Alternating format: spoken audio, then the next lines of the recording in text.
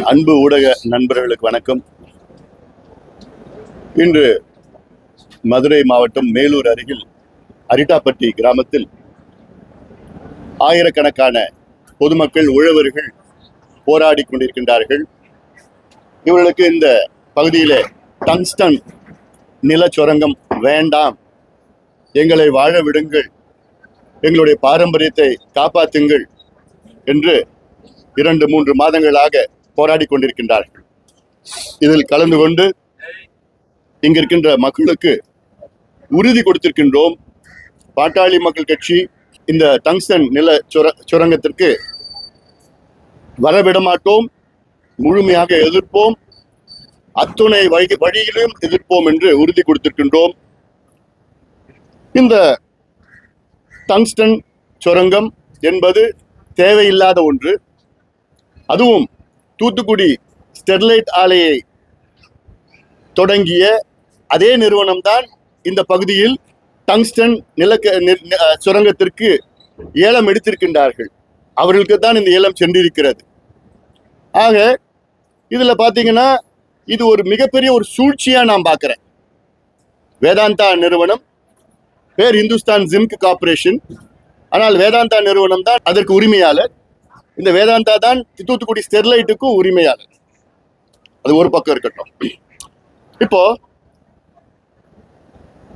இந்த கடந்த காலத்துல பாத்தீங்கன்னா இப்போ 2021 செப்டம்பர் மாதம் அப்பொழுது ஜியாலஜிக்கல் சர்வே ஆஃப் இந்தியா இங்க ஆய்வு பண்ணி இந்த பகுதியில 5000 ஏக்கர்ல டங்ஸ்டன் இருக்கிறது என்று ஒரு செய்தியை தமிழக அரசுக்கு கொடுக்கிறார்கள்.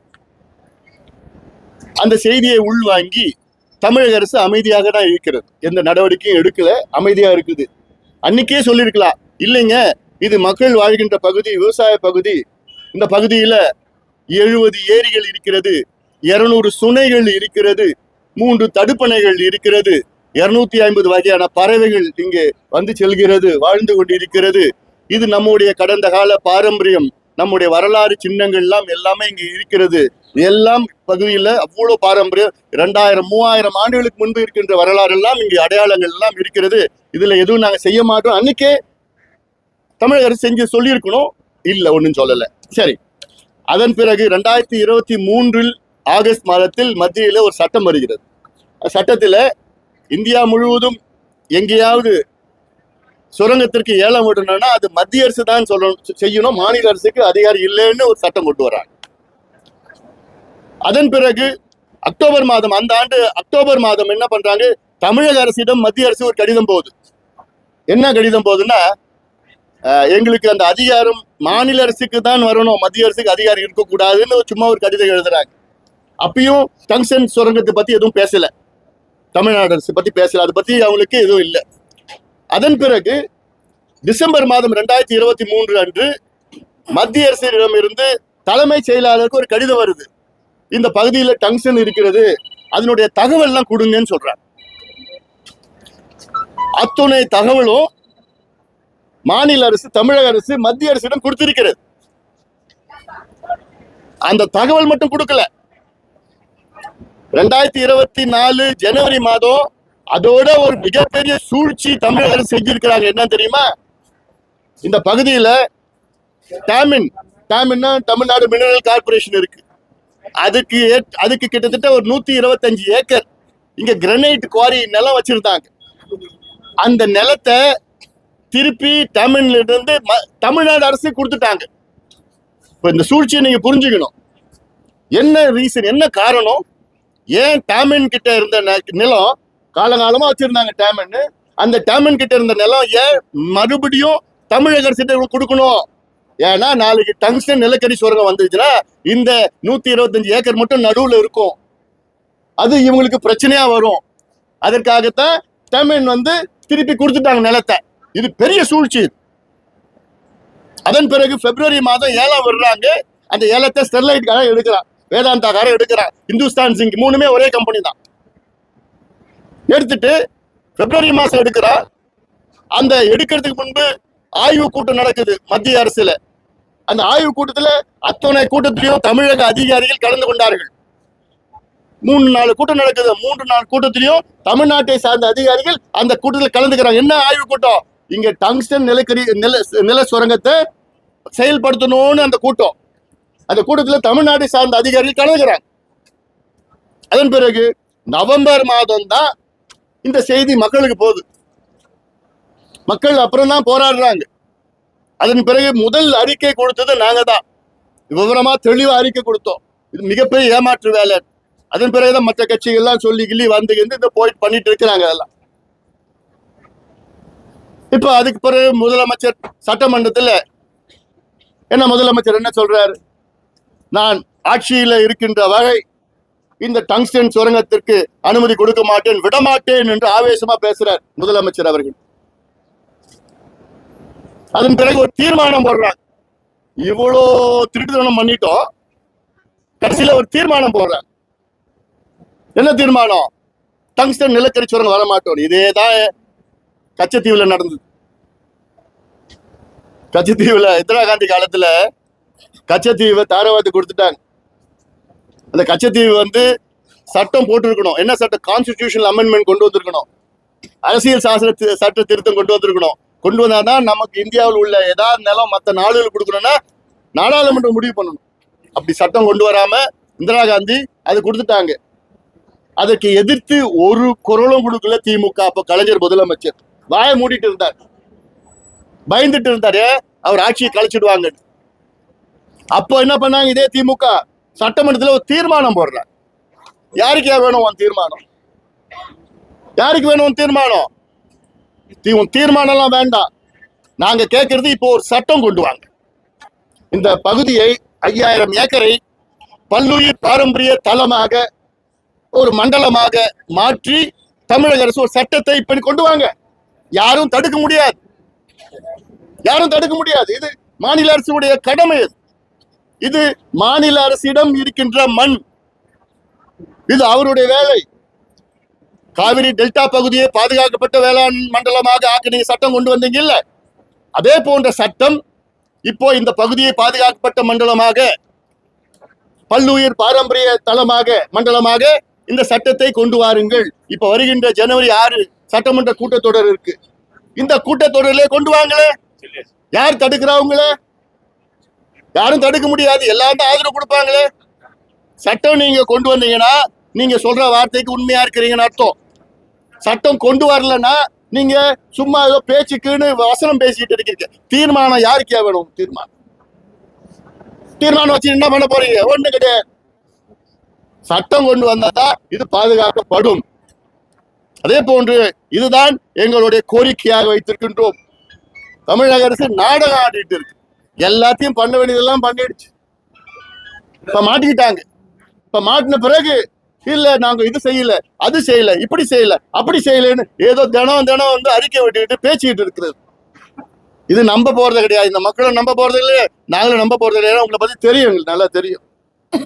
இதே தானே கடலூர்ல பண்ணீங்க. கடலூர் மாவட்டத்தில் 4 நிலக்கரி சுரங்கம், அரியலூர்ல 1, மைக்கேல்பட்டின்னு, அதே போன்ற திருவாரூர் மாவட்டத்தில் 1, 6 சுரங்கம் நிலக்கரி பழுப்பு நிலக்கரி சுரங்கத்தை தொடங்குறதுக்கு திட்டமிட்டு ஆய்வு நடத்தி மத்திய அரசு ஏலத்தையும் விட்டுட்டாங்க. அதன் பிறகுதான் நான் கண்டுபிடிச்சு சொல்றேன், இந்த மாதிரி ஏலம் விட்டாங்க, அதை தடுத்து நிறுத்துங்கன்னு. அப்படிலாம் இல்ல, அன்புமணி பொய் சொல்றாரு. அமைச்சர் சட்டமன்றத்தில் சொல்றாரு. நான் எதுக்கு பொய் சொல்லணும்? ஆதாரத்தை காமிச்சேன். வெப்சைட்ல பார்த்தா ஏலம் விட்டாங்க.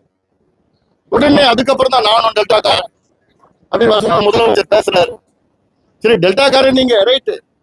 அது என்ன 3 நிலக்கரி சுரங்கத்தை மட்டும் நிறுத்துறீங்க, மீதி 3 ஏன் நிறுத்தல? அது என்ன பாகுபாடு? அது என்ன கடலூர் மக்கள்னா உங்களுக்கு இலக்காரமா?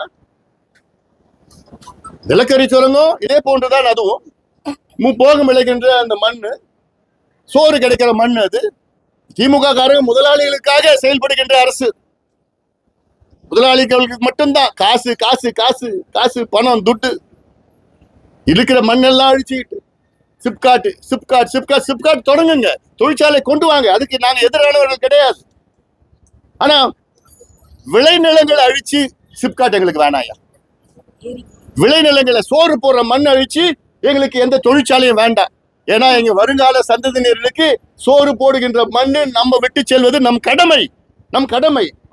இப்ப எல்லாத்தையும் அழிச்சுக்கிட்டு வருங்காலத்துல யார்கிட்ட போய் பிச்சை எடுக்க போறீங்க? வெளிய நாடுகளுக்கு அங்க போய் தாய்லாந்துல சோறு விளைக்கிறாங்க. அங்க போய் தாய்லாந்துக்காரங்களா எங்களுக்கு சோறு போடியா, கம்போடியால எங்களுக்கு சோறு போடியா, லாவோ சோறு போடுங்கயா, பர்மா சைனா எங்களுக்கு எங்கேயாவது சோறு இல்லையா? நாங்க எல்லாத்தையும் மண் அழிச்சுக்கிட்டு எல்லாம் பில்டிங் கட்டிட்டோயா, ஃபேக்டரி கட்டிட்டோயா, எங்களுக்கு சோறுக்கு வழி இல்லையான்னு பிச்சை எடுக்க போறீங்களா?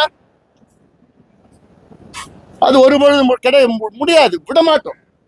அதுக்காகத்தான் நாங்க தொடர்ச்சியா இது போன்ற விவசாய எதிர்ப்பு செயல்களில் நாங்கள் அதற்கு முன்னிலையில் நாங்க அதற்கு அரசாங்கத்தை எதிர்க்கிறோம். அரசாங்கத்துக்கும் ஸ்டாலின் அவர்களுக்கும் விவசாயத்துக்கு சம்பந்தமே கிடையாது. அவருக்கு விவசாயம் என்னன்னு தெரியாது. அதனால இதை தமிழக அரசு ஒரு பாதுகாக்கப்பட்ட மண்டலமா இந்த பகுதியை அறிவிச்சு சட்டத்தை கொண்டு வாங்க, சட்டமன்றத்தில் கொண்டு வாங்க, அப்புறம் பார்த்துக்கலாம் என்ன நடக்குது. இப்ப திடீர்னு இந்த திட்டம் ரத்து பண்ணிட்டாங்கன்னு ஒரு வதந்தி. இந்த திட்டம் ரத்து பண்ணல. 5000 ஏக்கர்ல 425 ஏக்கர் மட்டும்தான் அதுல மறு ஆய்வு செய்யறாங்கன்னு. அது பயோடைவர்சிட்டி ஹெரிட்டேஜ் சைட் இருக்கு அப்படின்னு லெட்டர் எழுதுறாங்க. அது அந்த பகுதி மட்டும் தான் மறு ஆய்வு. அது மறு ஆய்வு செய்த என்ன முடிவுன்னு தெரிய போறது இல்லை. இது எல்லாம் விடிவு. இந்த பகுதி பாதுகாக்கப்பட வேண்டும். இதற்கு தமிழக அரசு சட்டத்தை கொண்டு வந்து இந்த மண்ணையும் மக்களையும் நம்முடைய பாரம்பரியம், நம்முடைய அடையாள சின்னங்களையும் விவசாயத்தையும் பாதுகாக்க வேண்டும் என்று எங்களுடைய கோரிக்கையாக நாங்கள் வைக்கின்றோம். இல்லையேன் மிகப்பெரிய அளவுல போராட்டங்கள் தொடர்ச்சியா நாங்கள் நடத்துவோம். ஒரு சென்ட் மண்ணை எடுக்க நாங்கள் அனுமதிக்க மாட்டோம், விடமாட்டோம். அது யார் வந்தாலும் பரவாயில்லை. அது அதன் பிறகு மத்திய அரசு ஏலம் விட்டு அது யார் வந்தாலும் இந்த பகுதி உள்ள வர முடியுமா? கம்பெனிக்காரன் வர முடியுமா? விடமாட்டோம். அது நாங்க பார்த்துப்போம். கேள்வி பிரச்சனை இருக்கையில மாறி மாறி சொல்றாங்க. தவிர்த்து இந்த விதத்தை ரத்து செய்வதற்கான எந்த முயற்சியுமே இருக்கிற இதுல குறிப்பா அண்ணாமலை அவர்களுமே வலியுறுத்தணும் தான் சொல்றாங்க. மக்களுக்கான பிரச்சனை முழுமையா எந்த கட்சியுமே என்ன வலியுறுத்தாங்க. ஏங்க, நான் எந்த கட்சிக்குள்ள நான் போலீங்க. இது கட்சி பிரச்சனையோ அரசியல் பிரச்சனை கிடையாதுங்க. இது தமிழ்நாட்டினுடைய பிரச்சனை, தமிழ்நாட்டினுடைய வேளாண் பிரச்சனை, தமிழ்நாட்டினுடைய அடையாள பிரச்சனை. இது இந்த பிரச்சனையில அந்த கட்சி சொல்றாங்க, இந்த கட்சி சொல்றாங்க, எனக்கு கவலை கிடையாது. எனக்கு வேண்டியது இந்த மண்ணு பாதுகாக்கணும். அதுக்கு தமிழக அரசு சட்டத்தை கொண்டு வரணும். அதான் என்னுடைய கோரிக்கையா நான் வைக்கிறேன். இல்ல இவங்க எப்படி சொன்னாங்க, அவங்க எப்படி சொன்னாங்கன்னா அதுக்குள்ள டைவர்ட் பண்ணி அதை கெடுக்க பார்க்காதீங்க. இப்ப சட்டம் வேணும், சட்டம் வரணும். இது தமிழக அரசு, முதலமைச்சர் தான் சட்டத்தை கொண்டு வர முடியும். ஏங்க, இந்த மண்ணு தமிழ்நாட்டை சார்ந்த மண்ணுங்க. மத்திய அரசுக்கு ஏலம் விடுவதற்கு மட்டும்தான் அதிகாரம் இருக்கிறது. அதன் பிறகு அனுமதி கொடுக்கறதுக்கு தமிழ்நாடு அரசு தான் அனுமதி கொடுக்கணும்.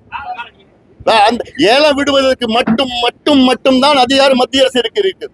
அதுக்கப்புறம் ப்ரொசீஜர், அதுக்கு முன்பு ப்ரொசீஜர் எல்லாமே தமிழ்நாட்டை சார்ந்தது. இப்போ தமிழ்நாடு அரசு நாங்க ஏலம் வேண்டாம், இந்த ஏலத்தை நாங்க ஏத்துக்க மாட்டோம், அது ஒரு பக்கம் இருக்கட்டும்.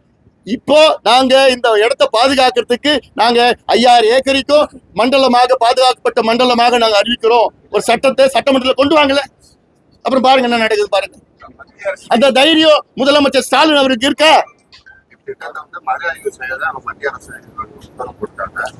இல்லைங்க, அதுதான் நீங்க தப்பான கேள்வியே கேட்காதீங்க.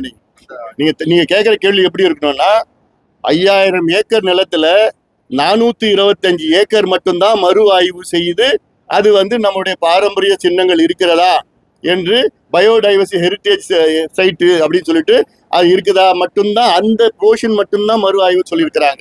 அப்புறம் என்ன பிரயோஜனம்? அதில் மற்ற நிலத்துல எடுத்துட்டு போயிடலாமா? அந்த மறு ஆய்வுனா அதுல என்ன முடிவுன்னு தெரிய போறது இல்லை. நாளைக்கு மறு ஆய்வு செய்து இதுவும் ஒண்ணுமே இல்லைன்னு சொல்லிட்டு போயிட்டாங்கன்னா, எங்களுடைய கோரிக்கை தமிழக முதலமைச்சர் திரு ஸ்டாலின் அவர்கள் வருகின்ற சட்டமன்ற கூட்டத்தொடரில் இந்த அரிட்டாப்பட்டி உள்ளிட்ட இந்த பகுதி 5000 ஏக்கர் நிலப்பரப்பில் உள்ள பகுதியை பல்லுயிர் பாரம்பரிய தலமாக மண்டலமாக ஒரு சட்டத்தை கொண்டு வந்து இந்த பகுதியை பாதுகாக்க வேண்டும். அந்த முழு அதிகாரம் முதலமைச்சர் ஸ்டாலின் அவரிடம் இருக்கிறது. தீர்மானம் போட்டா போதாதுங்க. தீர்மானம் ஒண்ணுமே கிடையாது, அதோட வேல்யூ ஒண்ணுமே கிடையாது. வேங்க வயல் பிரச்சனையில இன்னைக்கு 2 ஆண்டுகள் ஆகிறது.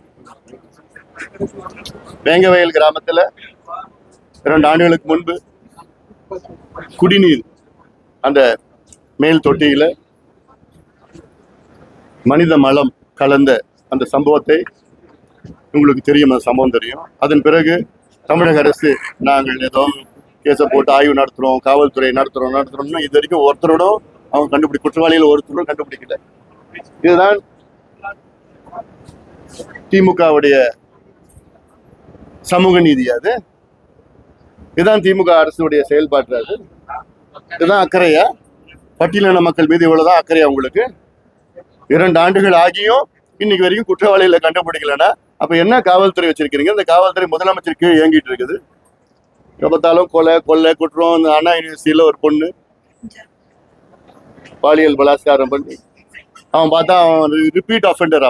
அவன் திமுக காரங்கன்னு சொல்றாங்க, அது எனக்கு உறுதிப்படுத்த முடியல.